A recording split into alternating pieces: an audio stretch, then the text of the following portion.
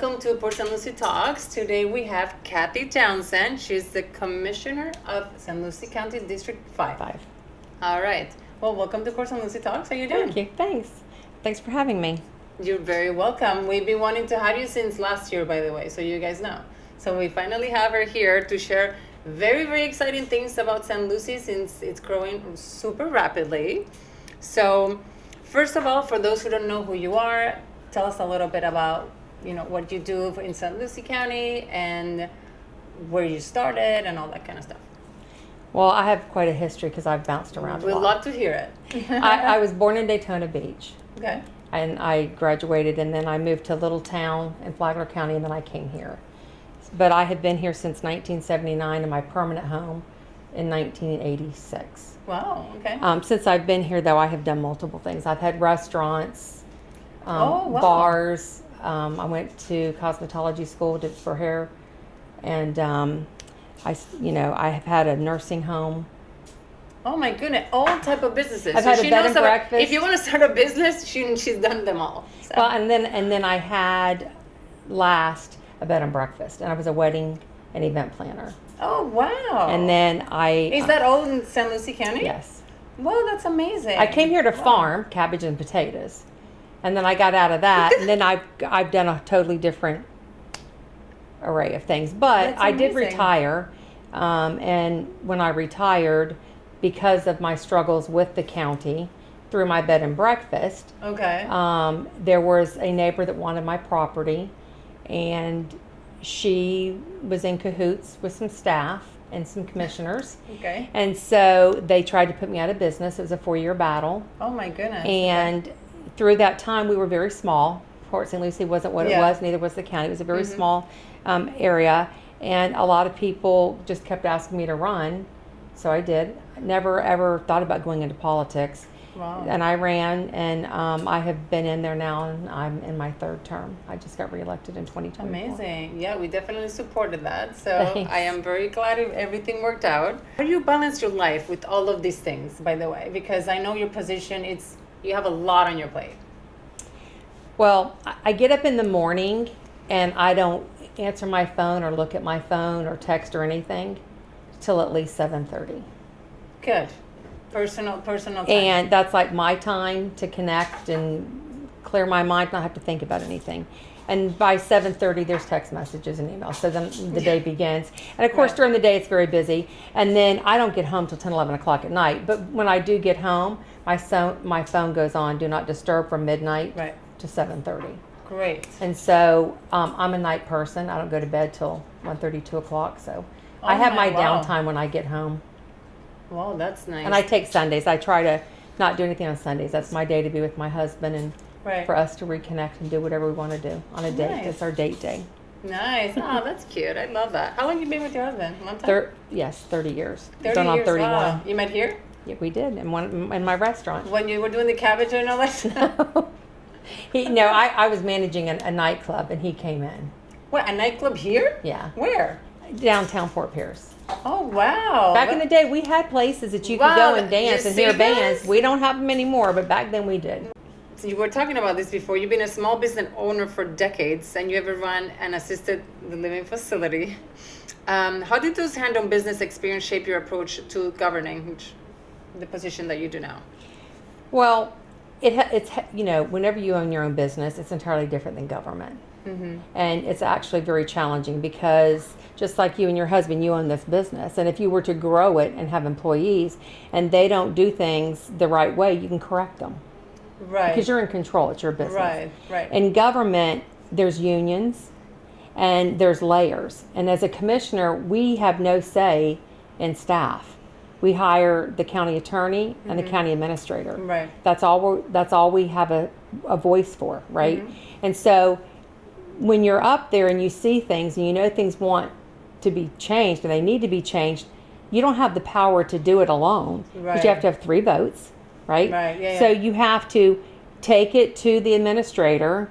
Then it goes to an informal meeting. Mm-hmm. Then after the informal meeting, if you've got 3 or more commissioners that agree, then it can move along further. As far as staffing goes, we don't talk about that because we don't hire, we don't fire, and we don't reprimand.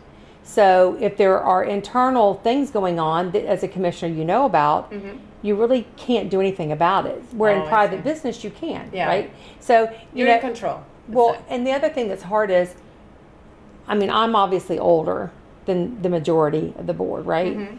And like you're a business owner, so you own a home, so you'll understand this. You always put away for a rainy day. You put away for emergencies. Right. You have up to 6 months in reserve, so if something was to happen, you can maintain, right? Yes. Well, if you've never owned a home or you've never had to budget, you don't understand when you're dealing with an $800 million budget, because you see a reserve, and when you see the reserve, you're like, oh, we've got plenty of money. Right. And then you want to pull it out. So if, like, the roof on the jail is bad, before it leaks and comes inside, you want to fix it before it gets there. Before it gets there, right. But then if you have commissioners that are like, well, it's not leaking yet, so we don't have to do the roof. We can just wait. Right. And then the next month the roof starts to leak, and now it's taking out the drywall. So as a business owner, we are proactive. We need something, we do it now. And in government, it takes almost a little more. It does. It takes sometimes a lifetime. Sometimes, hopefully not for the things that we're going to touch base in. So, but yeah, no, I totally get it. It's a different, you're more hands-on. So St. Lucie has experienced like rapid growth, obviously, roughly like 13% of the population jumped in just the last 3 years here.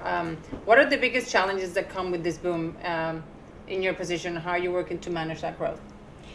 So the biggest problem is infrastructure and maintaining the roads. Right. Again, I can't speak for the city of Port St. Lucie, which that's where the growth came from. Right. They have grown exponentially in the last 5 years. Yes. That's where it's all happened, right? And in the Southern Grove area. Southern Grove, right. So I don't know that their roads are in the best shape, but we have roads in the county that aren't either. And I think that's the biggest challenge that anybody has, city, town, in the state of Florida. It's the roads. It's always the roads. It is the roads. Yeah.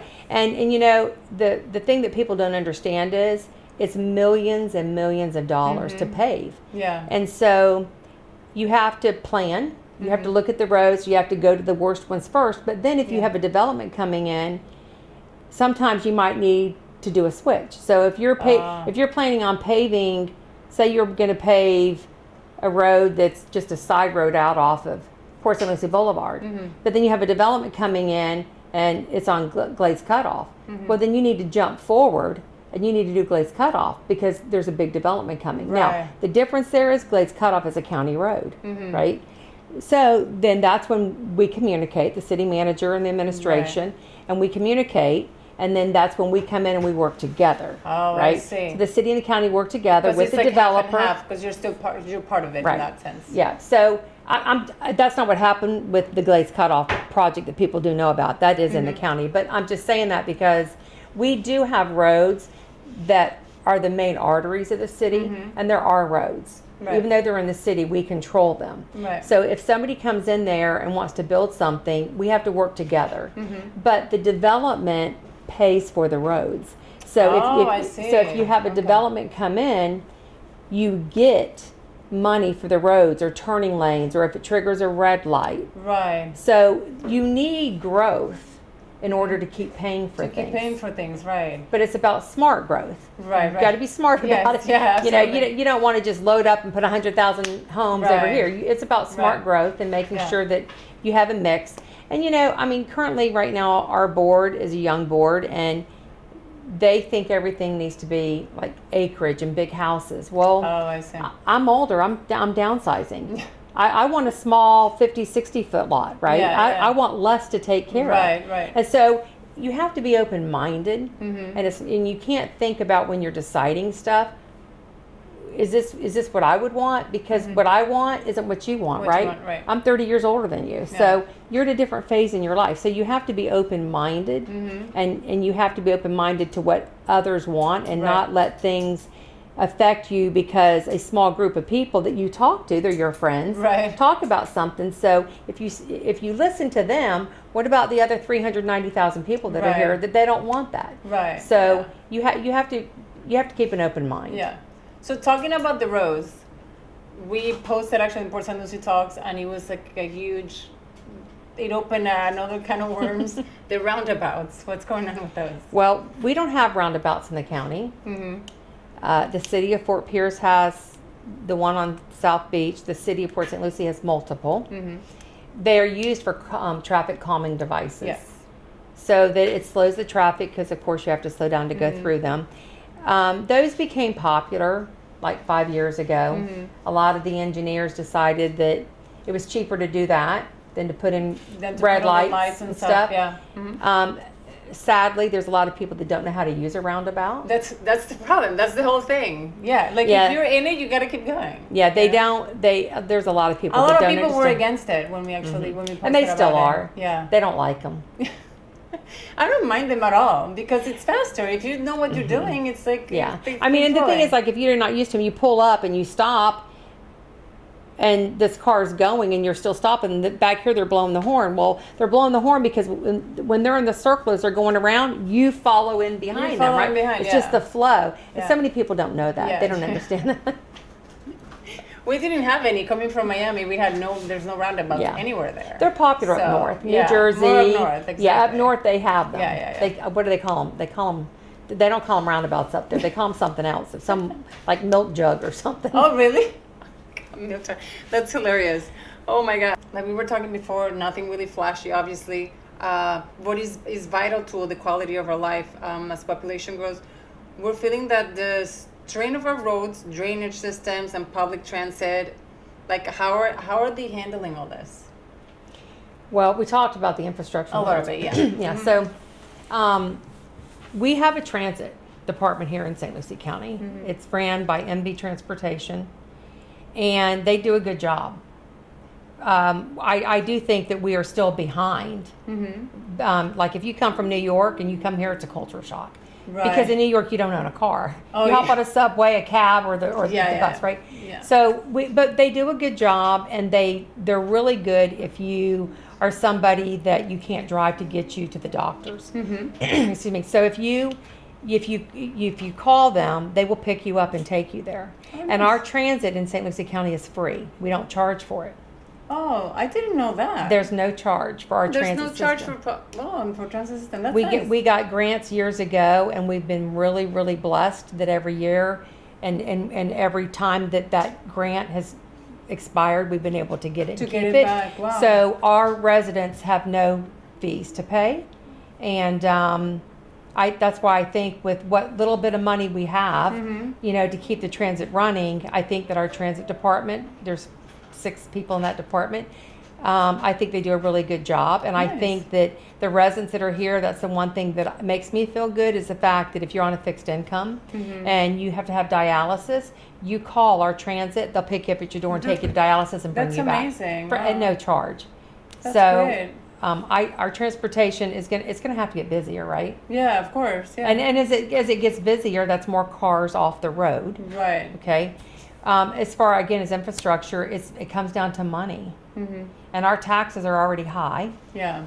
So, I don't know what the magic word or answer is. I don't know how you fix that, except you have to have growth to get the money from the development in order to be sustainable. The county's budget is $800 million. Wow. And only $200 million of that comes in from the residents.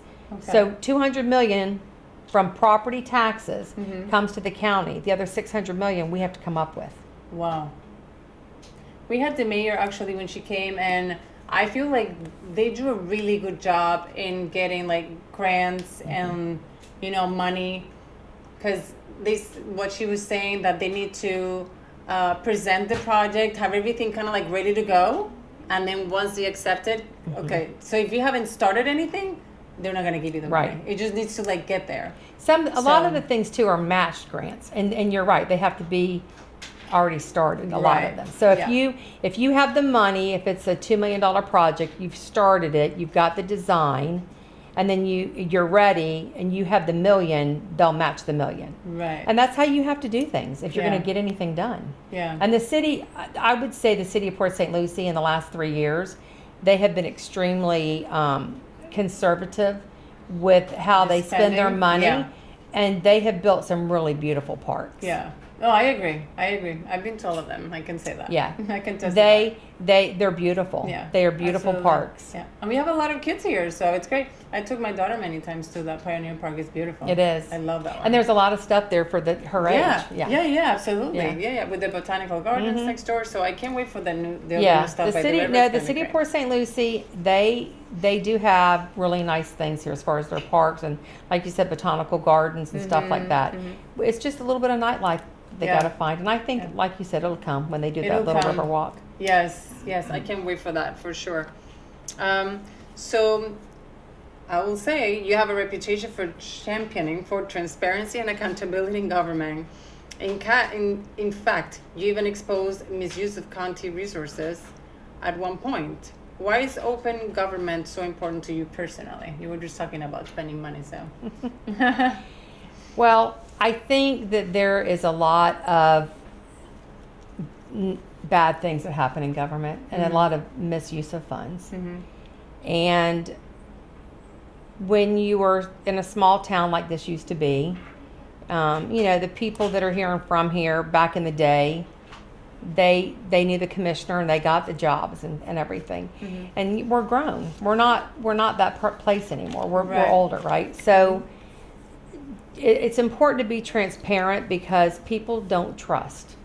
And they don't trust because of the actions of what elected officials have done. Right. And so if you're transparent and you make it an easy process for them to get to whatever they want to find, then it's proven that Right. you're not doing what they're accusing you of, right? Right. So like even when we do jobs, everybody's allowed to bid on that, right? But it's proven if you follow the process that it's in it's a bid packet and an envelope that you can't see through. Commissioners don't even touch it. It goes to a board of employees that is put together to open those bids. They've not seen them. They actually open the bids at that time at the table and they discuss things. And anybody from the public's welcome to attend that meeting and watch the process, right? Wow.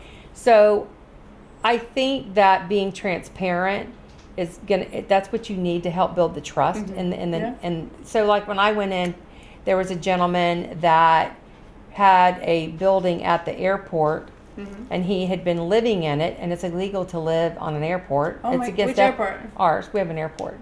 The Fort Pierce one? Yes. Oh, we're gonna get to that in a second. That's a hot topic. We're gonna get there very soon. So he had his hangar, and he lived there.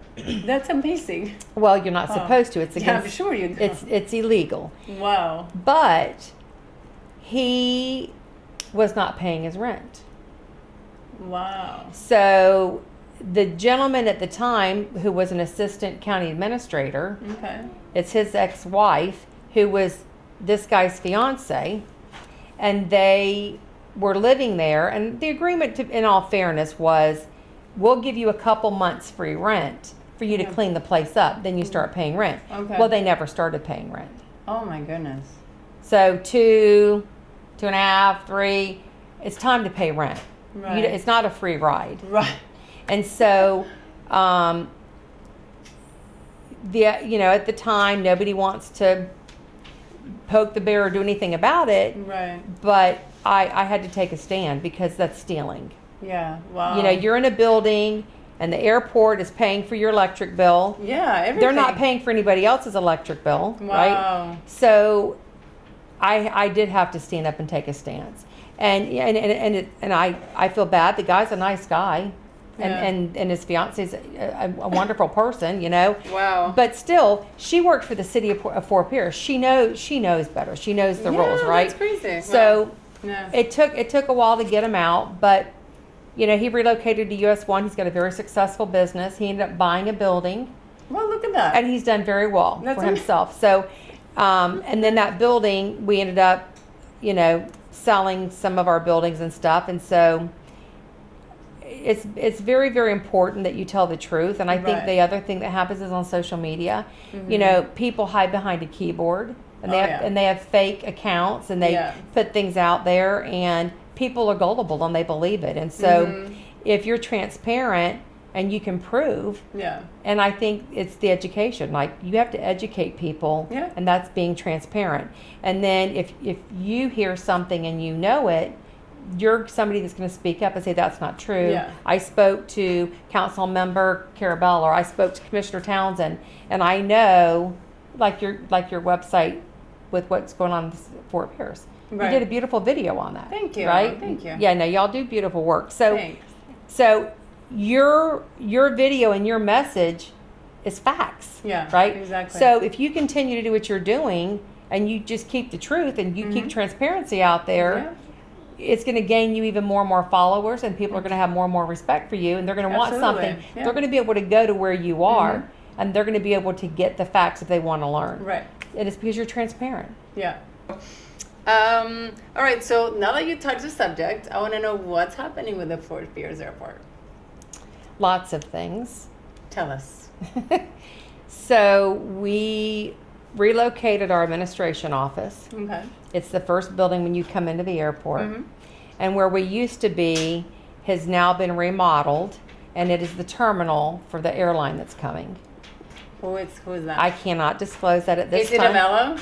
I heard about I that. cannot disclose who it is, because we've not totally officially signed the papers. Okay. But I think that people are going to be pleased. Very exciting. TSA, is, their offices are being set up. The seating is going in. Soon, the Board of Realtors is going to have their meeting out there, and they'll be the first ones in to see the terminal. They'll be the very first to see it. Wow. Okay. And then after the contract's signed, we'll announce. All right. We To need the to thing. be there. I was going to say, I can let you know Yes. when we're going to announce it, and you can Yes, be absolutely. We definitely need to be invited to that. Okay, I will We've do been that. following it. People are asking. And I saw something about Avello, which is an airline from New York. Is it going to be more than one? there. Yes. Oh, wow. Okay. So the first airline coming in is a small Okay. airline. Okay. American Airlines has their pilot school there currently. They came in about 6 months Oh, ago. that's amazing. And that's Okay. where they train their pilots for the Wow. American Airlines. So So American Airlines could be one of those. I would There you go. think. Okay, great. I'm not saying they are. I'm just saying that their It's a little pilot, hint, hint. they're training their They're pilots. training their pilots there. That's amazing. Do you know, like, flights from, so they're going to be from Fort Pierce to just domestic, obviously, Well- like New York or? So the first airline coming in is going to probably end up doing like New Hampshire, Boston, New Jersey, New York, stuff like that. Amazing. Then Okay. there's a motel coming, Really? and that is going to be the first section when you come into the airport on the left. Okay. It's a well-known hotel, Okay. and it was chosen because of tourism. I was okay. looking for something that we could benefit from. Right. Right. So if they had like a nice restaurant in there, Right. and if they had like lazy rivers for the kids, Right. that this hotel chain allows, and they embrace the community. Right, absolutely. So they are coming, and they are also building a conference center that I've asked for 5 years. Perfect. So You're getting it, huh? so we're getting a conference center, Nice. and we're getting the hotel, and then they are going to be working through flights to the Bahamas because they want to be the gateway to the Bahamas. Wow, I So- love that. So that's coming up. We're in negotiations with the Okay. contract now currently. Okay, right. And then there's 2 companies that build the jets for the military, Wow, okay. and we're in conversation with them. Okay. And then there is a large company that does the painting Okay. of jets out of Miami Okay. that is relocating up here.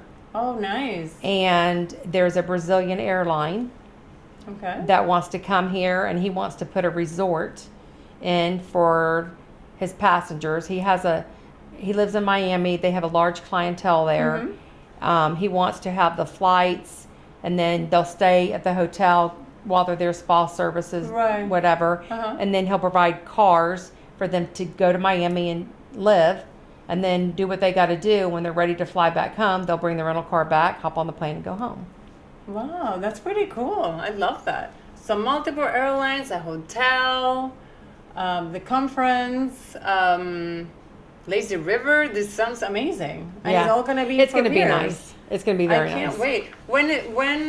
So when are you guys announcing? You said We're probably gonna announce the airline October 1st. October. Oh, In the beginning, that's right in the there. beginning, sometime around the October. corner. And when do you think the first flight will take off? Around. Well, once we announce it, I would say that because TSA will be in there and FAA will have approved everything, from the time they clear everything, probably 30 days after that. Wow, for the holidays, guys.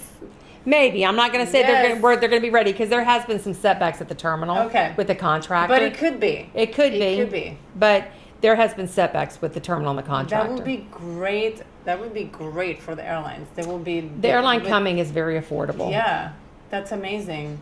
Not only that, but people will just the fact that it's right here, and you know, I drive, for example, to West Palm Beach to go to the airport. So if I can just have 20 minutes. Where do you fly to? New York, for example. Yeah. mainly. Well, you know, Yeah. Indian River County, I fly out of there or Melbourne every chance I get because it's so much easier. Yeah. And they have that little airport in Vero, and they have flights. I have not been to the Vero one actually. Yeah. Yeah. Because sometimes they have like I think I've checked, but it's like timings. Sometimes it didn't work, so I always ended up going to Palm Beach. But Yeah, no, you can catch a really inexpensive flight to New York nice. out of Vero. From Vero too. Nice. Very nice. I love it. I cannot wait. Cannot wait. Amazing. Is there anything else that you know that's coming, exciting that you want to add? No, I know. That we didn't touch base on. I get asked a lot for Buc-ee's. Oh yeah, Buc-ee's. What happened with Buc-ee's is that? coming. It's coming. Okay. It's up on the southeast side of 95 on Okay. Indrio Road. Uh huh. They're still in the process of their paperwork, so they're coming to Okay. St. Lucie County. How long would that take? You think the project? To build it, I Yeah. don't know, maybe 18 months. 18 months or so. Okay. So Buc-ee's is coming, and then I've been told that the Wave Park at Midway, they're in the city of Wave Fort Park. Pierce. Ooh, that was a hot one when we posted it. Oof. Yeah, I've been told that they're Yes. still coming. When Yes. I've talked to staff in the city or the commissioners, they've said that they're in the process That of it's going to permitting it's going to happen. happen. Because I've heard, from people too and saying like, oh, this was said many years ago, and like that's not gonna come, it's not gonna happen. They're just talking, blah blah blah. So And okay. we have out at our fairgrounds. That's an entertainment district, and we in the future are going to be putting in like a golf cart track, a motocross track. I saw that one too. An Actually. amphitheater for concerts, some more camping sites, stuff like that. We're gonna focus on that being more of an entertainment district, and where is that going to be exactly? Sorry. at the fairgrounds. At the fairgrounds. Okay. And then we have 4 boat ramps going in at Harbor Point down by the port. Oh, nice. We're gonna put in 4 more boat ramps down there because we're a big boating industry. and Yeah, there's not yeah, enough. absolutely. So yeah. we have that. Our budget's balanced, and I think that we're going to be able to lower the millage rate. So Great. that'll That's be great good. news. So Wow. the county's in a really good place. Yeah. I think we're financially we're not in debt, Amazing. and we try to not take on debt. Yeah. And the debt that we do take on, we make sure we have tenants to pay the loan monthly. Yeah. We did recently take 2 bonds out, but that's because we're putting in our own utilities company. Okay. And it'll pay for itself once we get up and running and open. So Right. other than that, though, we really don't carry any debt. And I think that hopefully the residents of the county are going to see hopefully a little bit of relief, because I think, if I'm being told correctly, the cities are looking to lower theirs a little bit too. So if they lower theirs There and you we lower go. ours, maybe Wow. this coming year That's people can get some amazing. type of a relief.